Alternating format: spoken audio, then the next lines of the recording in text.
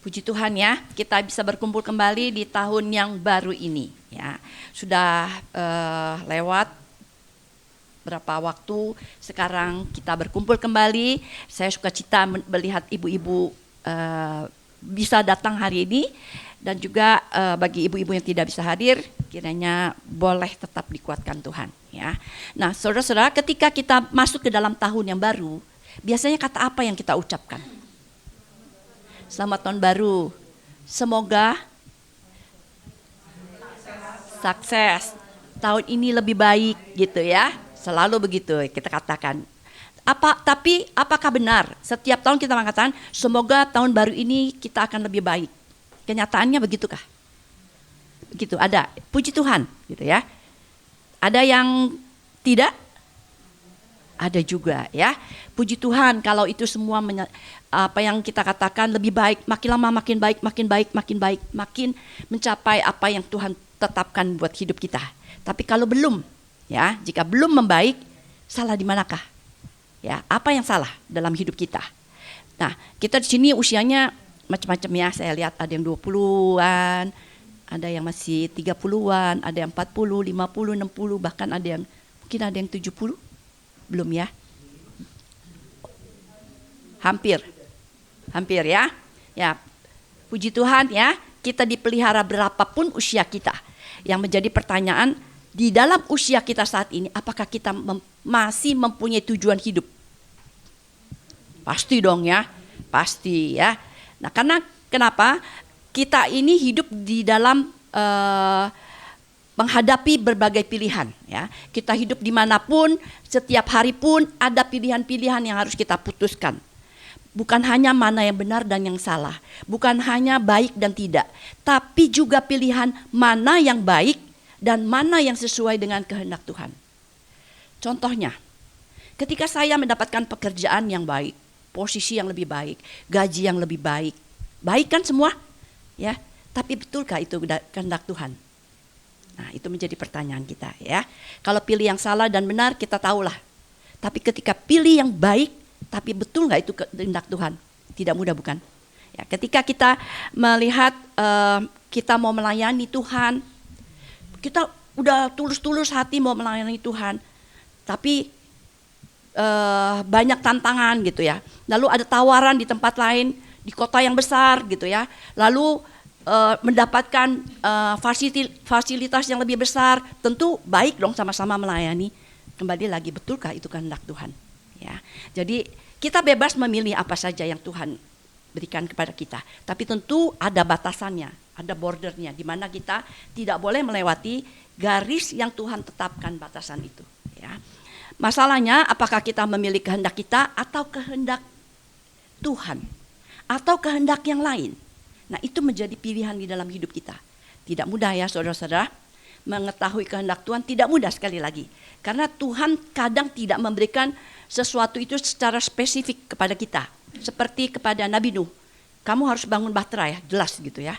Lalu kepada Abraham, kamu harus keluar ya, walaupun dia nggak tahu, harus pergi meninggalkan tempat tinggalnya, pergi ke daerah yang dia tidak tahu, tapi dia tetap taat.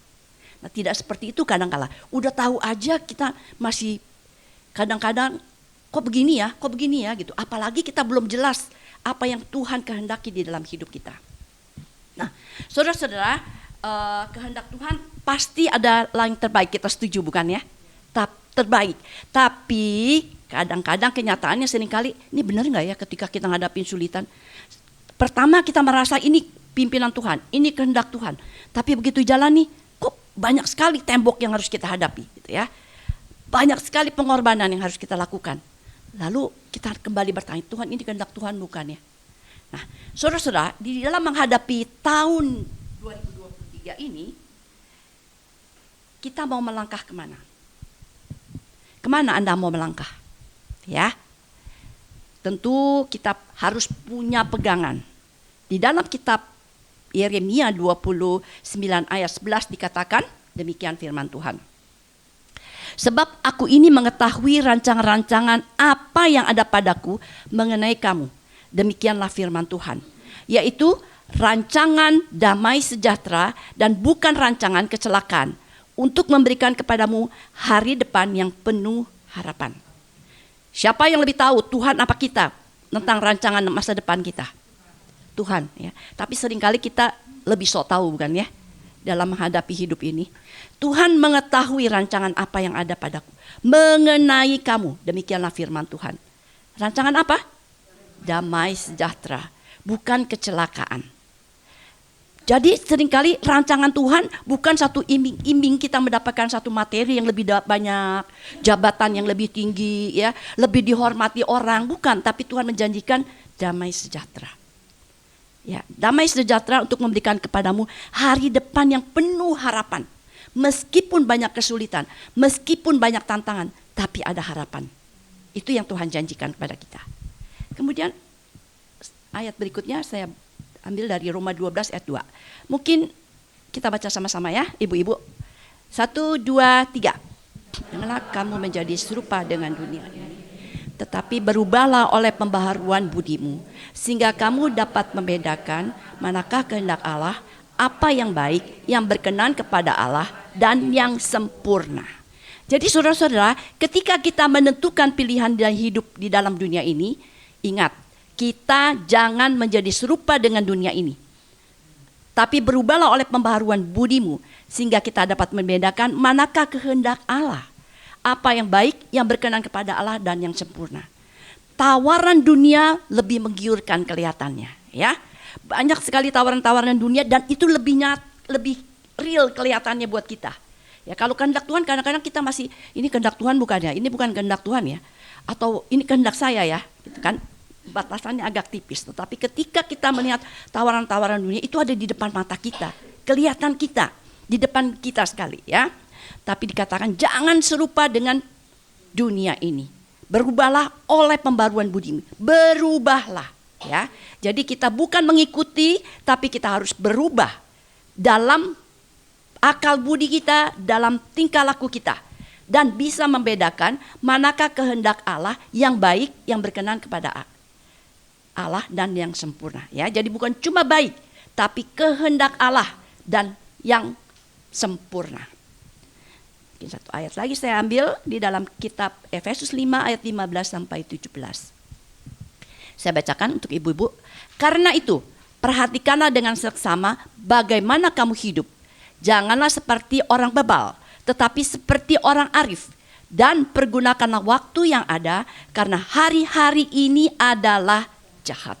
Sebab itu janganlah kamu bodoh, tetapi usahakanlah kamu supaya kamu mengerti kehendak Tuhan. Nah, saudara-saudara, di sini juga kita diingatkan, perhatikan cara hidup kita. Jangan seperti orang bebal, tetapi bijaksanalah ya. Dan pergunakan waktu yang ada karena hari-hari ini adalah jahat.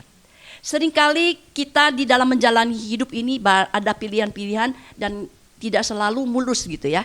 Kadang-kala kita jatuh juga melakukan kesalahan. Dan Tuhan ingatkan kepada kita, hendaklah kalau kita sudah pernah jatuh di tempat satu lubang, jangan jatuh di tempat yang sama. Kita harus belajar.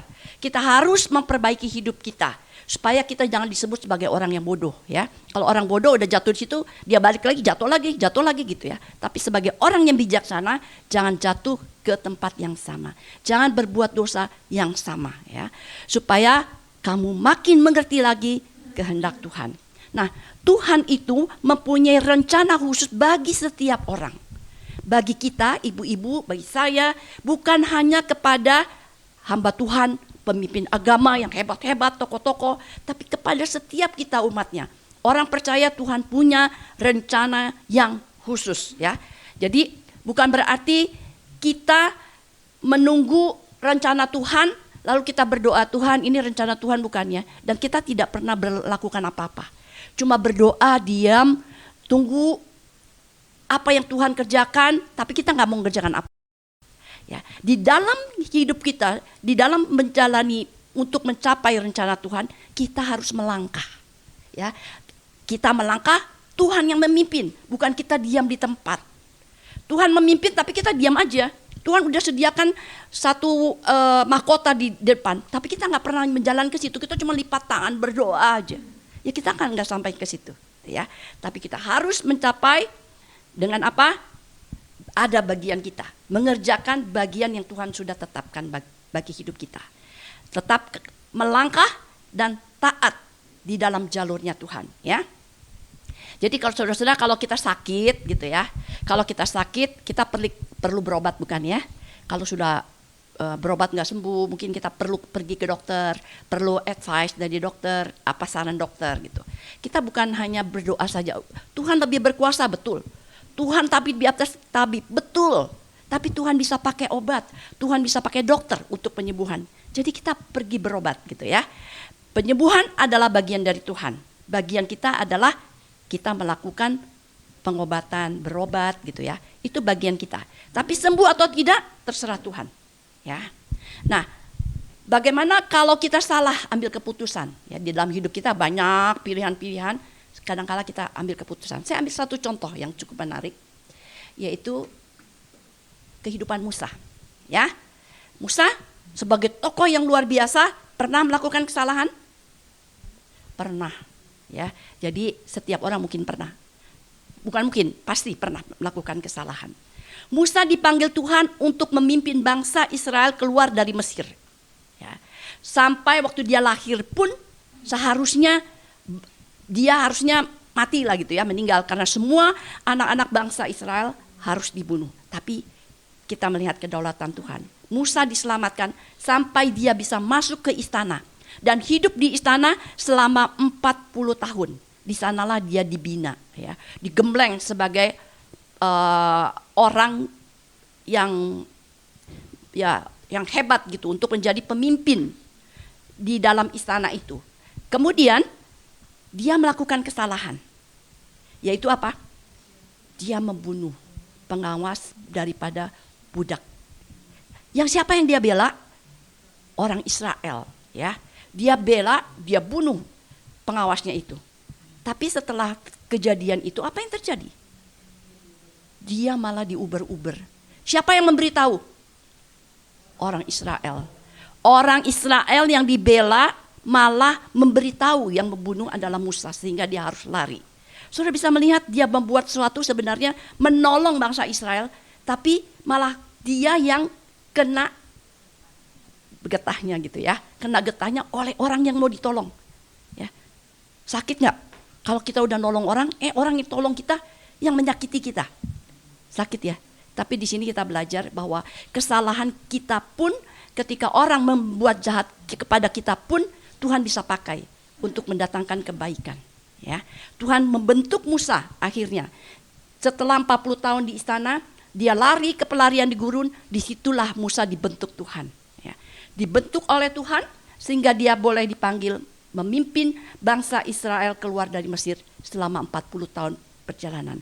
Saudara-saudara bisa melihat di sini, waktu di istana dia merasa diri hebat.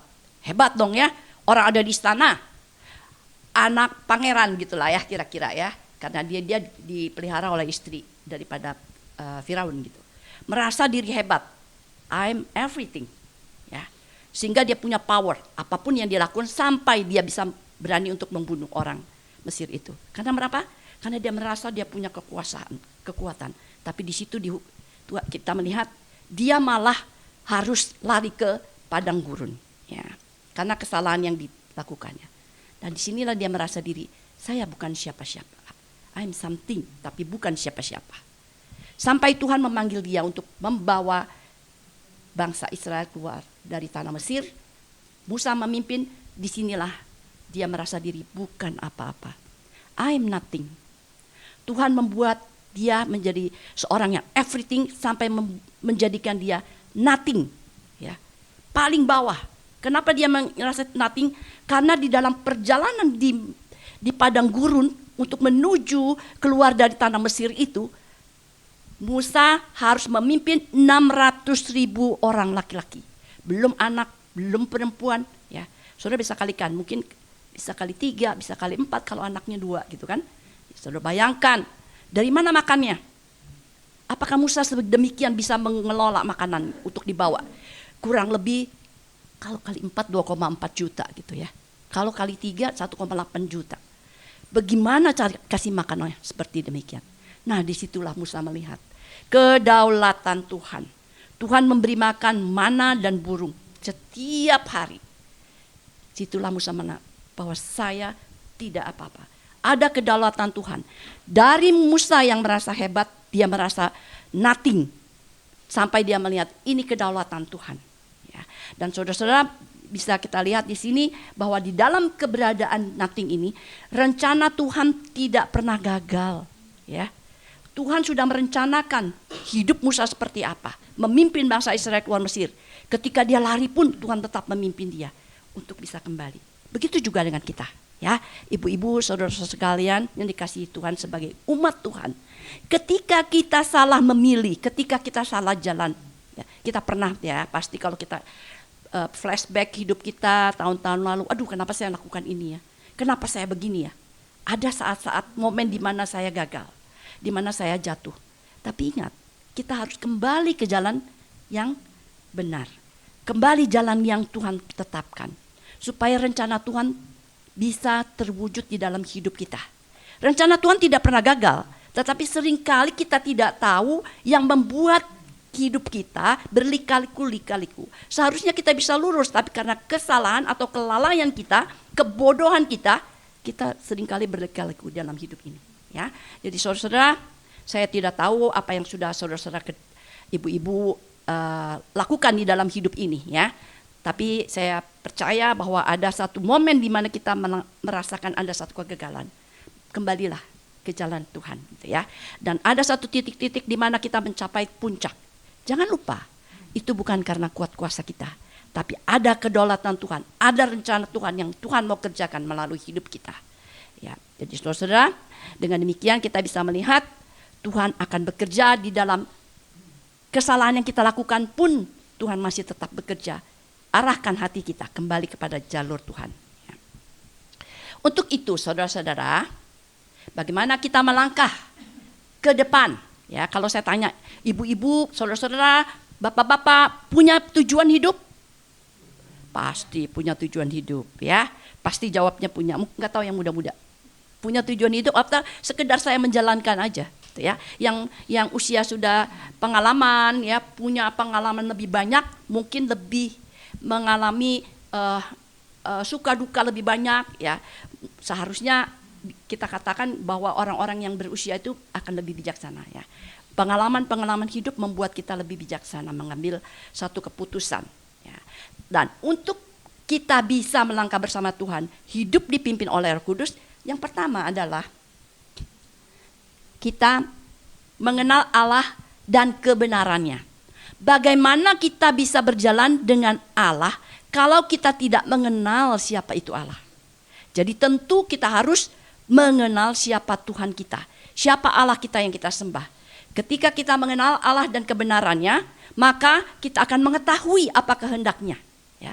Kalau kita tidak mengenal Dia, bagaimana kita mau tahu kehendaknya? Semakin kita mengenal Dia, semakin kita dapat mengetahui apa kehendak Tuhan di dalam hidup kita. Ya.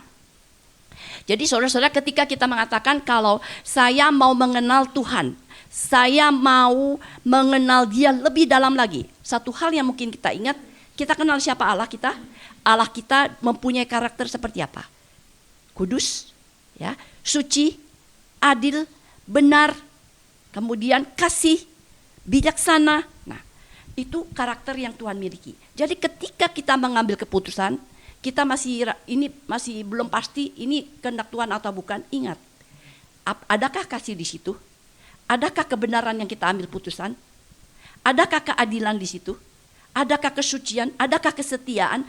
Adakah kebijaksanaan di situ? Itu yang menjadi patokan di dalam kita mengambil keputusan. Ya. Jadi kalau kita mengambil keputusan baik buat saya, tapi ada kasih nggak ya? Motivasi saya betul nggak ya? Ternyata saya mengambil keputusan ini baik buat saya, tapi saya menjatuhkan orang, saya memfitnah orang. Benar nggak? Betul nggak putusan itu? Itu patokannya, ya. Jadi saudara bisa melihat ketika kita, aduh saya nggak pernah dengar suara Tuhan, kehendak Tuhan apa? Tuhan sudah berikan di dalam firman Tuhan. Jadi bagaimana kita tahu? Ya itu, ya. Apakah ini bertentangan dengan firman Tuhan atau tidak? Kemudian kita melihat bahwa kita senantiasa bersandar dan berdoa kepada Tuhan. Ya, kita semua kalau katakan berdoa pasti berdoa gitu ya. Tapi jangan hanya kita berdoa ketika kita ada maunya, seperti anak kecil. Baik banget gitu ya. Kenapa? Ada maunya minta dibeliin sesuatu. Tapi biarlah kita berdoa bukan hanya ketika ada dalam kesulitan, tapi berdoalah senantiasa, kata firman Tuhan. Entah itu kondisi kita baik atau tidak, berdoalah senantiasa. Ketika kita berdoa, bukan berarti kita berbicara kepada Tuhan, hanya kita yang berbicara. Betul, kita mengatakan kepada Tuhan, tapi biar Roh Kudus juga boleh berbicara kepada kita. Ada saatnya kita merenung, mendengarkan apa yang Tuhan mau berbicara kepada kita. Ya, jadi saudara-saudara, hiduplah senantiasa berdoa kepada Tuhan dan bersandar kepada Dia. Tuhan yang akan memberikan kekuatan kepada kita semua. Kemudian yang ketiga, ketika kita melangkah bersama dengan Tuhan, artinya kita melakukan firman Tuhan. Ya, jadi saudara-saudara, kita semua suka PA ya, suka ikut persekutuan, rajin saat teduh, rajin ibadah, suka berdoa, tapi cuma hanya pengetahuan di kepala doang. Ya, kita cuma tahu bahwa ini boleh atau tidak, tapi begitu dilakukan, ini nggak enak, ini bukan buat saya, buat kamu aja. Ya, firman Tuhan jadi pilah-pilah. Ini buat dia, ini bukan ini buat saya. Ya. Tapi coba kita perhatikan, kalau kita sudah tahu, kita lakukan nggak di dalam hidup kita? Ya, bukan berarti kita menjadi orang yang wah hebat sudah melakukan segalanya. Mengetahui pengetahuan firman Tuhan bukan sekedar pengetahuan, tapi bagaimana firman Tuhan itu bisa mengubah hidup kita. Ya, bagaimana firman Tuhan itu akan menjadi terang bagi setiap langkah kita, bagi setiap keputusan kita. Kita akan ingat, oh firman Tuhan seperti ini. Jadi ketika mau mengambil keputusan sesuatu, firman Tuhan berkata apa? Bukan apa kata hati saya saja, bukan apa kata orang-orang di sekitar saya, tapi apa kata firman Tuhan. Ya, karena dikatakan di dalam Mazmur 119 ayat 5 dikatakan, firman-Mu itu adalah pelita bagi kakiku dan terang bagi jalanku. Ya, langkah kita mau melangkah kemana? Firman Tuhan yang menuntun kita. Nah, saudara-saudara, jadikanlah firman Tuhan itu sebagai dasar di dalam kita bertindak dan kita melangkah. Dan sekali lagi mungkin kita ingat akan katakan dalam Roma 12 ayat 2 tadi, jangan serupa dengan dunia ini ya. Dunia menawarkan banyak, semakin banyak ditawarkan, semakin kita tergiur ya, semakin kita ingin memiliki. Akhirnya kita tercengkeram oleh tawaran-tawaran dunia ini dan kita tidak pernah merasa puas. Ya. Dalam hal ini tentu kita bisa melihat entah di dalam hal materi, entah di dalam jabatan, entah di dalam iman sekalipun ya. Anak-anak muda gitu ya, ketika ketemu pasangan yang tidak seiman, wah ini baik kok gitu ya. Sampai dia berani untuk mengingkari imannya, untuk mengambil pasangannya. Luar sayang sekali ya. Jadi jangan serupa dengan dunia. Dunia boleh melakukan hal itu, tapi kita harus berbeda oleh pembaruan budi kita ya. Hidup dipimpin oleh Roh Kudus bukan satu pilihan, ya. Tapi sebagai anak Tuhan, kita sebagai umat Tuhan harus sadar, harus berusaha untuk hidup dipimpin Roh Kudus dalam segala tindakan kita. Ya, keputusan yang sesuai dengan kehendak Allah akan menghasilkan pertumbuhan iman. Tetapi keputusan yang tidak sesuai dengan kehendak Allah akan membuat kita hancur dan menjerumuskan kita. Jadi saudara-saudara, kalau demikian, ya, kembali kita kepada tujuan hidup kita. Sudah benarkah tujuan hidup kita kalau yang sudah memiliki? Coba kita lihat. Di dalam kita menetapkan tujuan hidup, ada beberapa komponen. Yang pertama adalah kebutuhan. Ya. Kebutuhan, bukan kebutuhan diri kita, tapi kebutuhan lingkungan, orang-orang di sekitar kita. Membutuhkan apa yang bisa kita lakukan. Ya, jadi bukan saya membutuhkan materi lebih banyak lagi supaya anak-anak saya terjamin nanti sekolah. Bukan itu, ya. Tapi kebutuhan di lingkungan, apa yang dibutuhkan orang-orang di sekitar kita. Ya, jadi supaya saya bisa menjadi berkat. Kita memang diberikan amanat agung oleh Tuhan untuk memberitakan Injil. Tapi jangan lupa, bukan stop di situ. Apa yang bisa kita lakukan sehingga kita menghasilkan buah yang bisa dilihat oleh orang lain. Ya, jadi saudara-saudara, mungkin saya beberapa hari ini gitu ya, saya diteleponin gitulah ya, entah atau ada yang berbicara kepada saya, memang usianya nggak sama, ada yang 40, ada yang 50, ada yang 60 gitu ya. Bahkan ada yang 70-an gitu. Dan mereka satu hal yang sama yang menggelitik saya adalah mereka merasa kesepian. Ini semua ibu-ibu ya yang bicara sama saya. Nggak ada di sini ya, nggak ada orangnya di sini gitu, di luar ini. Dan mereka merasa kesepian. Yang satu memang hidup keluarganya sudah tidak ada, suami tidak ada, saudara kandung tidak ada, tapi masih punya anak dan cucu yang jauh tinggalnya. Dia merasa kesepian gitu ya. Kemudian yang kedua adalah masih punya suami, masih sama-sama suami, tapi dia merasa kesepian. Saya kayak hidup sendiri gitu. Yang kemudian satu lagi, ini memang sudah agak usia lanjut, hidup sama anak cucu. Tapi dia bilang saya kesepian, saya kemana-mana sendiri gitu ya. Dia kehilangan gitu ya, kehilangan rasa kebersamaan dari keluarganya. Ketika menghantui setiap orang ya, saya mungkin ibu-ibu pernah merasakan, pernah mengalami gitu ya. Rasa seperti ini ketika kita membutuhkan orang, orang tidak perhatikan kita merasa sendiri gitu ya, merasa dicuekin gitu. Lalu anak-anak semua sibuk sendiri, cucu-cucu apalagi nggak nyambung kalau kita ngomong gitu ya. Nah, seringkali itu menghantui kita sehingga kita merasa kesepian.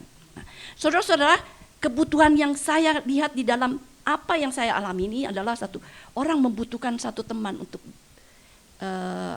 berbicara, ya, teman untuk berdiskusi. Gitu ya. Saya bilang kenapa? Di awal tahun berturut-turut saya dengerin orang yang seperti gitu kan ya. Lalu itu menggelitik saya terus terang. Ada kebutuhan di lingkungan saya ya. Sebagai orang yang mungkin saya sudah lanjut usia gitu ya. Tapi kalau di usia ini masih usia pemuda loh kalau di luar negeri. Tapi kalau di Indonesia udah usia lanjut saya ya. Jadi memang ada kebutuhan di lingkungan saya. Nah, itu menggelitik saya. Kemudian kita bisa lihat kebutuhan ya. Tapi kebutuhan bukan cuma kebutuhan doang gitu ya. Tapi juga harus diikuti oleh minat. Betul nggak saya berminat di dalam mendengarkan orang berbicara, menolong dia, menguatkan dia. Ada minat nggak? Ada dorongan saya nggak seperti itu? Nah, begitu juga dengan ibu-ibu ya.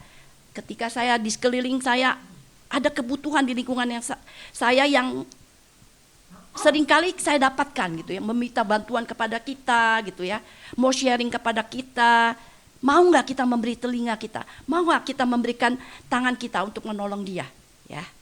Kemudian kita terdorong nggak, ada nggak rasa terpaksa untuk itu, atau memang saya mungkin ada separuh lah, belum rela banget, tapi ada dorongan untuk membantu dia, ya. Perlu minat.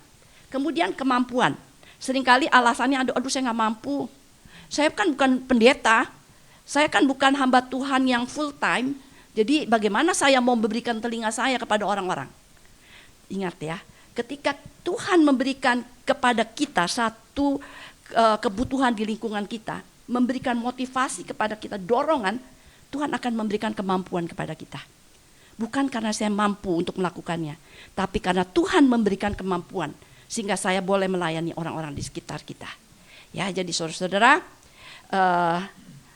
ada satu kata yang dari Hudson Taylor mengatakan, kalau pekerjaan Allah yang dilakukan dengan cara Allah, maka tidak akan pernah kekurangan pemberian Allah. Ya, pemberian Allah bukan dalam hal materi ya, sekali lagi, tapi Tuhan memberikan kemampuan kepada kita untuk kita bisa mengerjakan pelayanan Tuhan. Saudara-saudara, mungkin saya bisa tutup dalam kesaksian pribadi saya gitu ya. Yang tadi saya katakan, ada beberapa orang gitu, lalu saya klik gitu, maunya apa sih sebenarnya Tuhan buat saya? Saya kembali bertanya kepada Tuhan. Walaupun saya sudah menjalankan beberapa periode gitu atau beberapa saat, tapi saya masih terus mencari-cari gitu. Ketika saya belum pasti ke sana, saya tetap jalankan gitu ya. Jadi memang ketika tujuan itu masih ada di sana, masih samar-samar, jalan, melangkah. Ya tadi sekali, bukan diam di tempat, tunggu jelas dulu baru saya ke sana, enggak. Jalanlah, melangkahlah. Ya. Saya ini baru menerima Tuhan pada waktu saya mahasiswa. Latar belakang saya, orang tua saya bukan Kristen gitu ya, tapi mengantar saya setiap minggu ke sekolah minggu. Disitulah saya mengenal Tuhan. Saya sekolah di sekolah Kristen, kemudian saya dibaptis waktu SMA karena kakak saya yang pertama kali masuk Kristen, jadi saya ikut dia gitu ya. Lalu mahasiswa saya ikut aktif di dalam pelayanan kampus, itu pun bukan sengaja mau ikut, tapi karena menunggu waktu, biasanya hari Jumat gitu ya, ada sepanjang Jumat, ada persekutuan di kampus, lalu daripada nunggu pelajaran, nunggu yang berikutnya, ya udah nganggur, ya kita ikut persekutuan. Itulah motivasi pertamanya. Ya, tapi tentu akhirnya saya ikut terlibat dan saya jadi salah satu pengurus di dalam persekutuan kampus itu. Lalu pada satu kebaktian rohani, kebangunan rohani, biasanya kalau kampus itu sering datang Pak Stephen Tong ke kampus-kampus waktu zamannya saya. Jadi saat itu kami belum menikah ya sama Pak Bikman. Akhirnya kami memberikan diri untuk menjadi hamba Tuhan full gitu ya.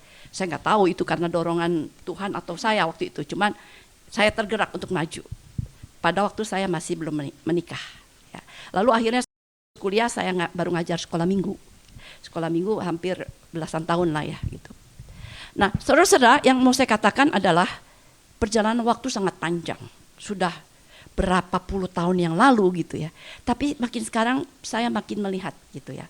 Bukan saya menjadi hamba Tuhan dalam pendeta, bukan ya. Setiap orang panggilan full time bukan harus menjadi pendeta gitu ya. Tetapi ada panggilan khusus yang Tuhan berikan kepada saya. Saya kuliah di dalam bidang teknik gitu ya. Tetapi belakangan setelah usia 50 saya kuliah di dalam konseling gitu ya. Jauh sekali. Jauh sekali dan satu hal yang tidak saya suka.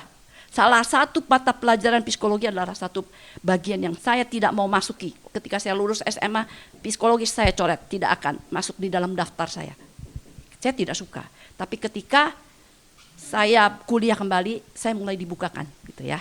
Mulai dibukakan, oh ya ternyata betapa pentingnya gitu ya konseling ini di dalam kehidupan berjemaat.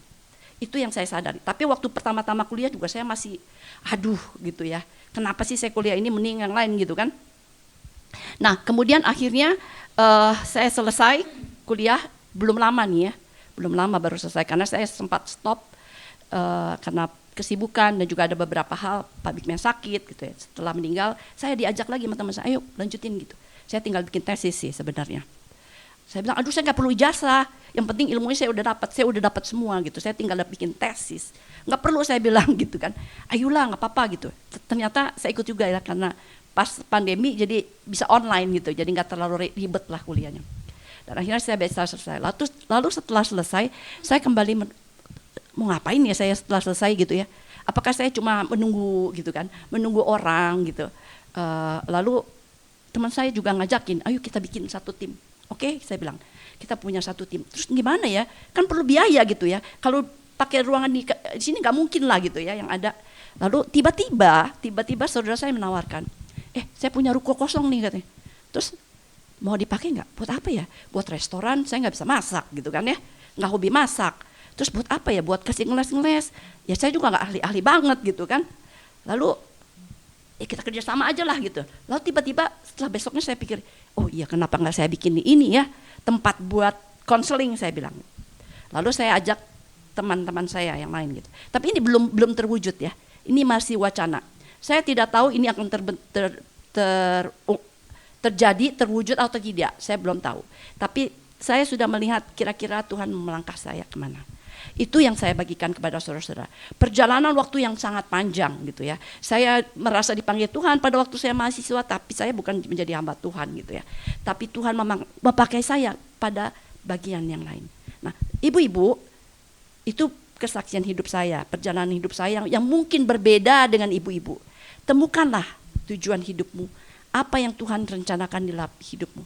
Kalau kita berjalan sesuai dengan kehendak Tuhan, pasti Tuhan akan membuka jalan ya. Tuhan akan memberikan kemampuan kepada kita. Jadi jangan katakan saya nggak mampu. Saya juga bilang pertama-tama saya nggak mampu gitu ya. Tapi Tuhan memberikan satu kemampuan. Bukan karena saya mampu Tuhan mau memakai saya melayani. Tetapi karena saya mau dipakai Tuhan, Tuhan memampukan saya. Ya. Jadi saudara-saudara, ibu-ibu semua, walaupun aduh saya bisanya apa ya? Bisa selama masih diberi kesempatan sama Tuhan. Apa yang Tuhan panggil? Apa yang Tuhan berikan kepada kita? Lihat di sekelilingmu, apa yang dibutuhkan lingkunganmu. Apa yang dibutuhkan di dekat-dekat rumah kita. Keluarga kita, ya. Gak usah jauh-jauh dulu, keluar kota ke daerah ke. Nggak usah jauh-jauh, lihat dulu di keluarga kita, apa yang saya bisa lakukan. Mampu nggak saya? Bukan karena saya mampu, tapi mau atau tidak Tuhan pakai. Tuhan akan memberikan kemampuan. Kemudian kita bisa melihat, renungkanlah ya di dalam hidup. Kalau kita sudah berjalan bersama dengan Tuhan, hidup bukan tentang apa yang ingin kita capai, tetapi hidup adalah mencapai apa yang Tuhan rencanakan. Ya, bukan saya maunya nanti menjadi orang yang terkenal, orang hebat, tapi bukan itu. Capailah hidup sesuai dengan rencana Tuhan. Apa yang Tuhan rencanakan buat saya, itulah yang harus kita capai. Dan ingat, Tuhan memimpin kita tepat pada waktunya. Jangan melangkah untuk mendahului Tuhan atau menunda waktunya. Ya, waktu Tuhan adalah waktu yang tepat. Jangan cepat-cepat buru-buru mau menjadi seorang yang hebat kalau Tuhan bilang belum waktunya. Ya, tapi jangan juga udah Tuhan suruh maju nggak mau maju-maju, gitu ya.